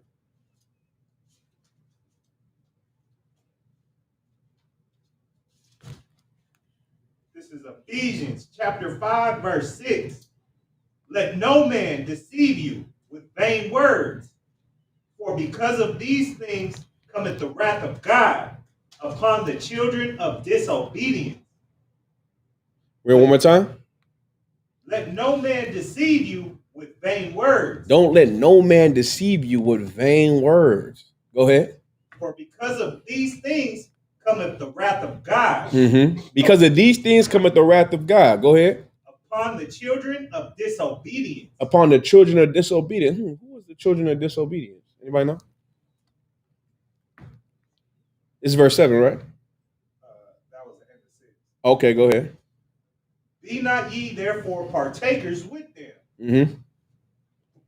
For ye were sometimes darkness. Who is the child of disobedience? Sis. Israelites? No. So what? Get your hand up. Go ahead. No, not the Israelite. Remember, it said because you'll be partakers with them. Edomites. I want a specific answer. Go ahead. People in the world. You thought? Not that. Yeah, those are simple answers, right? Who is the child of a disobedience? The child. Go ahead. No. Go ahead. Nah. Those are partially correct. but there is a better answer, right? Let me read again. Read 7. Hold on. Read again. Be not ye therefore partakers with them. Mm-hmm. For ye were sometimes darkness. No, one verse up. Verse 6. Mm-hmm. Let no man deceive you with vain words. Go ahead. For because of these things cometh the wrath of God upon the children of disobedience. Mm-hmm. Who's the child of disobedience? Say what you gonna say. I was gonna say children of Adam. Who's the child of Adam? Get a brother in hand. There it is. Right? He is the main child of disobedience. He's the child who is the spirit of what everybody said. Go ahead. Cain, because he committed the first sin, right? But he's the spirit of Esau. There you go. Now, y'all was correct, but the precept said the main child. The main child is Cain, right? Cain was the one that killed his brother, right? Murdered his brother. He's the one that brought murder into the world. Y'all understand, right? Now read that verse 7. Be not ye therefore partakers with them. Don't be partakers with them. Y'all hear that, right? Don't be partakers. Man, don't partake in the things that they do. Because they did murder from the beginning. You understand? So anything they do is evil. The Lord made them evil. Ain't that crazy? You go look at it. Is there good white people? Sure. There's white people who care about black people and want to be down with black people, right? But it ain't your job to go and find who they are. That ain't your job. Y'all understand, right? It ain't your job to go find out who the good white ones are. Damn that. There is decent white people. I'm sure there is. I just don't know any. And I don't care to find out any of them. Y'all understand? So now, let's not partake with anything they do. From murder to getting candy on Saturday. Was it Sunday? Sunday, right? Let's not do any of that. The church is going to go do it. You understand? That's what it said. We read the origins of Halloween, right? It said the church sanctioned it. They used to celebrate it 2 days, 31st and the 1st. You understand? We can't be partakers with them, right? Keep going. For ye were sometimes darkness, but now are ye light in the Lord. You understand? Like sometimes at one time you was in darkness, but now you are light in the Lord. Go ahead. Walk as children of the light. Walk as children of the light. That's the responsibility that the Lord laid upon his chosen people. To walk upright in righteousness and not like the dark ones. Ain't that funny, right? You thought you was the dark ones because of your skin. But dark has to do with character. You understand? They have a dark character. Dark meaning bad or evil, right? Any more on 8? Y'all understand, right? Good on that? Anything else on Halloween we need to cover? Any other questions on Halloween? Halloween. There's so many voodoo precepts, so many enchantment precepts. We can go over those. Anything else? Any other questions? Off the topic? Go ahead, Art. All right. How do you not live in fear? Meaning, like, I ain't scared of nobody. Like, I got a gun, but I'm scared to ride around with that gun because I'm gonna kill somebody. Like, okay, I was telling I want a woman, right? Mm-hmm. But they ain't nothing. You know, they have stuff. And again, you know how many brothers got baby mama problem? Oh, yeah. It's so counterintuitive of me to want a woman because I can't get one because I don't trust her past. You know, you don't trust her no before I even throw her. Right. I got a weapon to protect myself if shit hit the fan, but I can't ride with the weapon because I'm scared I'm gonna lose my cool if somebody cut me off on the road and I'm at it and I'm going to jail. Right. I don't know how to, it saddens me. I don't know how to combat that. Mm-hmm. That I can't kind of do what I want to do or get the things that I can't get because I'm so focused on the negative aspect of these things. So you live life on the edge. Basically. Yeah. Yeah, and that is a very frightening way to live, because you basically don't have any self-control. Right. That's I'm weak. That's what it comes down to. So you want to practice self-control. So now, if you want to practice by not living like that, if you know, I shouldn't carry this gun, because if I carry this gun, I'm gonna kill somebody. You should never carry that gun. You get what I'm saying? Right. So now, if you think something's gonna send you over the edge, you have to practice restraint, and practicing restraint comes with practicing restraint on everything. Now you have to control what? You got to control the way you talk. Then you have to control the way you eat. You got to do the things day in and day out that helps you control everything else in your life, because you can't control your outer extremities or your mind in crunch time. You know what I mean? Because crunch time makes you go over the edge, right? So then you got to start taking control over every aspect of your life. So now you got to really start with an alarm clock. You have to wake up at a certain time. You have to start eating a certain thing. You got to start working out at a certain time. You know what I mean? You're going to have to do these things to your life that you can control, and that helps you maintain discipline, because you lack it, right? So without discipline, you will self-destruct, right? So now those are the things you have to do. You have to give yourself some discipline. Right. You know what I mean? Or you have to have someone make you discipline. And how does someone make you discipline? They can't unless you listen, right? You have to listen to everything a person tells you, because you don't have it. So now you got to go get it. And you can get it, but you're going to have to want to do it. You get what I'm saying? But first, you have to start with an alarm clock and start things every day by being self-sufficient on your discipline. All right? That's how you got to do it. It's day in and day out, though. You know, it has to be day in and day out, every single day, to help you control yourself. You know, a lot of people lack control. A lot of people lack discipline, but you can gain it. You know what I mean? You can get discipline. You can get you can have self-control. You could do those things, but it doesn't come overnight. It comes with time. And in those times, you know what I mean? And consistent, you have to be consistent with it. So now a lot of people, they'll do something good for three, 4 times straight. Then the one time they mess up, what they do? What they do? Yeah, they just say, well, shit, I got to start again, in 2 days, because I'm going to do a lot of mess ups now, instead of just getting right back on track. You know? It's like a sin, right? Your brother be a perfect, then he sinned, and he just keeps sinning. Just keeps sinning. Then he sinned so much, he'd never come back here again. You know what I mean? Don't be like that. The Lord said, a righteous man falleth down 7 times and get up, right back up. You get what I'm saying? So in your thing, when you're trying to gain discipline, you're trying to gain self-control, when you mess up, just get right back on track. You understand? I go for anything, everybody too. Just get right back on track. And it helps you discipline your mind. And more importantly, it trains your mind. You know what I mean? Start training your mind to do what you said you were going to do, and not what you feel like you need to do. You understand? And that's that, all right? Any other questions? Good to go? I need to pull something real quick, all right? Let me get this precept real quick for the sister.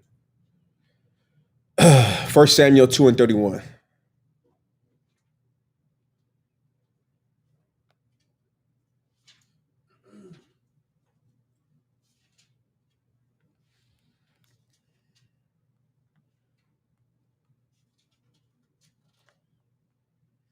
The book of 1 Samuel chapter 2 and verse 31. Behold, the days come that I will cut off thine arm and the arm of thy father's house, that there shall not be an old man in thine house. Read again. Oh God. The book of 1 Samuel chapter 2 and verse 31. Behold, the days come that I will cut off thine arm and the arm of thy father's house, that there shall not be an old man in thine house. Keep going. Verse 32. And thou shalt see an enemy in my habitation, in all the wealth which God shall give Israel. And there shall not be an old man in thine house forever. Who's he talking to? He's talking to David or talking to Saul? Go to verse 1. The book of 1 Samuel chapter 2 and verse 1. And Hannah prayed and said, my heart rejoiceth in the Lord. Mine horn is exalted in the Lord. My mouth is enlarged over mine enemies, because I rejoice in thy salvation. There is none holy as the Lord, for there is none beside thee. Neither is there any rock like our God. Talk no more so exceedingly proudly. So like it, exceeding proudly. Let not arrogancy come out of your mouth. Oh, so like you had that was 2 and my bad. Go to 2 and 30. So like the book of 1 Samuel chapter 2 and verse 30. Wherefore the Lord God of Israel saith, I said indeed that thy house and the house of thy father. Wait 1 second. Hold on. Let me get it. Might be and the child Samuel grew on. It was in favor with both the Lord also as man. Hold on. For one man sinning against another, judge shall judge.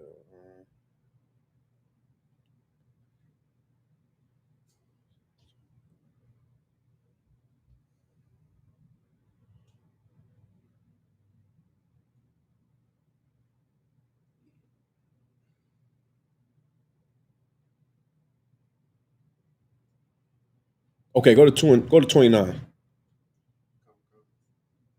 The book of 1 Samuel chapter 2 and verse 29.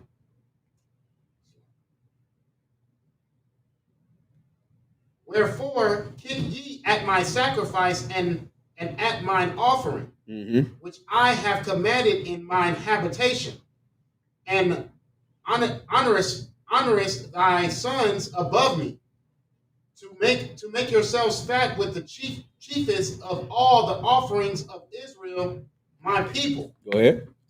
Wherefore the Lord God of Israel saith, I said indeed that thy house, that thy house and the house of thy father should walk before me forever. But now the Lord saith, be it far from me. Be it far from me, meaning he's giving this prophecy onto a young man named Samuel who later becomes a high priest, right? He's giving this prophecy and letting them know what is going to come because of Israel's future transgressions. You understand? Go ahead. For them that honor me I will honor, and they that despise me shall be lightly esteemed. Behold, the days come that I will cut off thine arm and the arm of thy father's house, that there shall not be an old man in thine house. Meaning this house is going to get cut off and it's not going to go on. Usually in when you have a king, right? You have a king, that king rules forever. How? Through his sons, right? And he comes back through his sons and they rule that throne forever. But the Lord said he's going to cut that off. It was not going to have an old man in their house. You understand? Meaning this bloodline was going to what? You thought? Not die out. Go ahead. Not diminished. Go ahead. Yes, that's where you cut Christ, right? Christ was the son of Joseph. Joseph comes from what house? Go ahead. The house of David. But no one really, his name, that name wasn't held in esteem anymore. You understand? Why? Because that got stripped from them. You know what I mean? What happened to Samuel? Samuel lost the kingdom. Why did he lose the kingdom? Because what? His transgressions. He slept with heathen women and gave them temples to their gods. You understand? That was the prophecy that was given to Samuel, what was going to happen. You understand, right? It got cut. This is somebody's question I'm trying to break down from. They got cut out. They got cut out forever. That was going to happen. Samuel was young at this time, and he's getting told these things. You understand? Go ahead.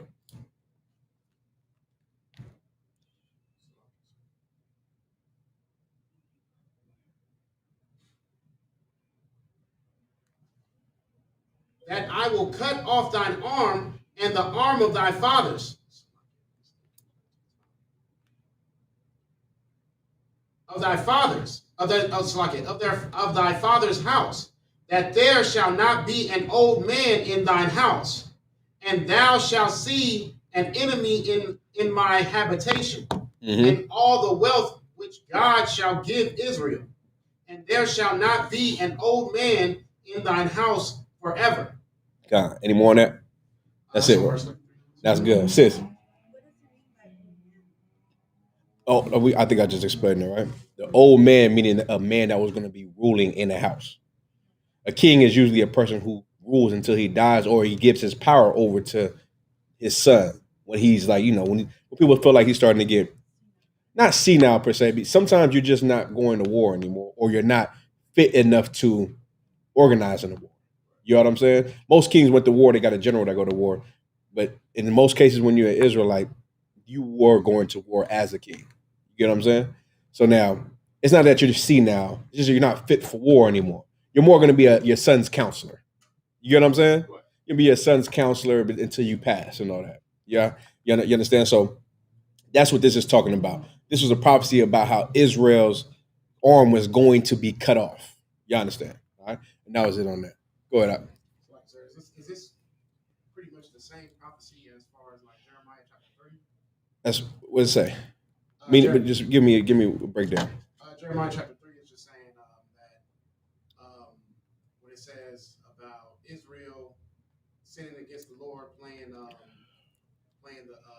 it's like I forgot what the names he was saying, but he says that Israel sinned against the Lord and got cut off, and then Judah played the wicked sister, and then did the same thing that Israel did, and the Most High cut them off. And then in chapter 11, he's talking about how the Most High is going to show mercy and bring Israel back to bring Israel and Judah back to the next covenant. Yeah, I would use that. Because you can also go through the generation and see that how even as lives are regenerated. Now I never been taught this, but you can kind of give it a similarity. Lives been regenerated, come back, right? Generations get regenerated, or tribes get regenerated. We did so many transgressions to the Lord where He didn't throw us away. We came back. He threw us away again, came back. You get what I'm saying? We constantly getting thrown away, but the Lord is also forgiving us. You get what I'm saying? He constantly forgives us for what we did, but we also paid the price though. So in those times that He was throwing us away, we paid that price. Then the Lord said, all right, they did enough. Then we did it again, and again, and again. You get what I mean? But this is the one the Lord said, that ain't going to happen no more. Because now I'm going to put you in your own kingdom, and I'm going to have Christ rule over this place. You know what I'm saying? Christ is going to rule over now, and now that would never happen again. You understand? So this is the last one. This right here, we the last generation generation who's going to go through something like that. Lord, God willing, right? Go ahead. Christ, rule, down here or whatnot. Is He gonna be here 24/7? It doesn't say. It's going to be His the rule, but it doesn't say He's going to be here 24/7. You definitely going to be with Him. You get what I'm saying? You definitely going to see Him. You know what I'm saying? Like that's definitely going to happen, but it doesn't say you're going to be here 24/7. You know what I'm saying? I don't even think you're going to be here 24/7. That's just what I think, though. I think you're going to be on Earth 24/7. I think it's a gang of planets out there. You know what I'm saying? I think there's a lot of work to be done after this Earth. You know what I mean? But you would definitely be under His authority ruling your section of this Earth, though. Lord willing. Y'all understand? All right. Any other questions? It was two things I needed to go over. Y'all know what hell is. Bring out, of course, when you want to go into Halloween, you want to bring out hell. We probably won't go to camp this week because of the holiday, right? But you want to go bring out hell. Hell precepts are always good for Halloween. It shows hell on earth, a real vision of, of hell. You're gonna want to go into Dante's Inferno, right? I heard the book Dante's Inferno before, right? Yeah, it was a book and it was a comedy at the same time. The comedy was written about the levels of hell, right? So now you always want to go into the hell aspect of it to show that hell was something that was portrayed to us as a place to go to burn forever. You know what I mean? But we're literally burning forever, or not literally, but metaphorically burning forever here. You get what I'm saying? This is a hell for black people and Hispanic people in America. We live a Halloween on a day in and day out basis. We the ones getting murdered in the streets and on TV and on your phones, right? We the ones that people look at and see. Everyone knows you're going through hell. Everyone knows you're being,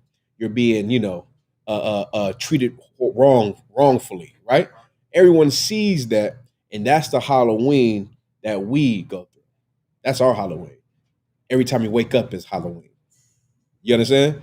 That's for us. So now you go explain that to America, how they get to disguise themselves for a day to have a good time. But we don't live in disguises, and we live this all the time. You get what I'm saying? So you want to break that down for them and let them show them why we don't celebrate Halloween, because we live it, right? So you want to tell them how evil they are. You want to show them how evil this place is. You want to show them, how they're child molesters, how they want to lure kids with candy, right? There's nothing wrong to give your kid a candy. What the hell you want to give other kids candy for? Oh, hey, you want some candy? That just sounds creepy. You know what I'm saying? Here, come get some candy. The hell? I never offered no kids no candy, man. I won't offer none of y'all kids candy. This just sounds weird to me. Yeah, I got some candy. Just don't offer some food. Hey, you want to eat? I got some food. I got some grown man food, grown meals. Go ahead. Come on. And they got mad at you. Hey, imagine that. They get mad at you because you don't want your daughter to sit on no stranger's lap in the middle of the mall. You know what I mean? You're taking pictures with some white man. Who the hell wants to be the Santa Claus getting random babies sitting on their lap? Anyway, come on. It's some child molester here and they're having a good time. All these babies' laps he's getting to sit on. You know what I'm saying? That's sick, man. This is the place that they say it's okay, though. It's okay. It's normal. It's not normal. It's not normal to have, full grown man midgets or little people. You can't say midgets. Midgets being elves. That is strange. You feel me? You got to start looking at things as what it is, and not the imaginary mind you want to put into everything. You understand? These just grown people just like me and you. That Santa Claus is about to go have he did a bump of coke, and he about to go get a shot right after that. You understand? He's a regular person. All right. Any other questions? With that, I'm gonna pass the class over to Precinct Officer Oscar Ward.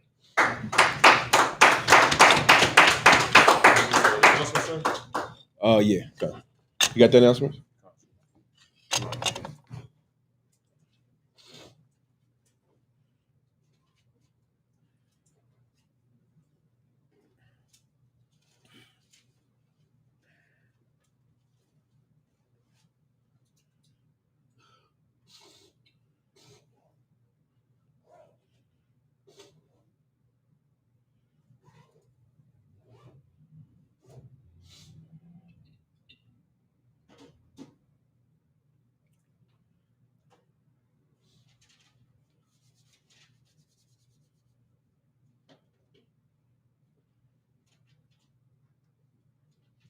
This is the ISUPK security announcements. We're the ISUPK, starting out of 1 West 125th Street, Harlem, New York. Rule for a new brother and sister. When a new brother or sister comes into the school, they are off limits for 6 months. They are to be saluted only. They are here to shed themselves of the world. If they need transportation, the teacher will arrange it. After 6 months, if a brother or sister has an interest in a particular person, he or she must get permission from the head to speak to a brother or sister. There's another 6 months in which the brother and sister will court each other. After this 6 month period, the brother and sister will get permission from the head to marry. Tithes, which is a commandment, Numbers 18 and 21, Malachi 3, 8 through 10, means tenth in the Hebrew, ma'ashara, 10% of every penny of any increase the Lord gives you. Give to the Treasury Department or teacher, priest fund, free will offering for priests, not mandatory.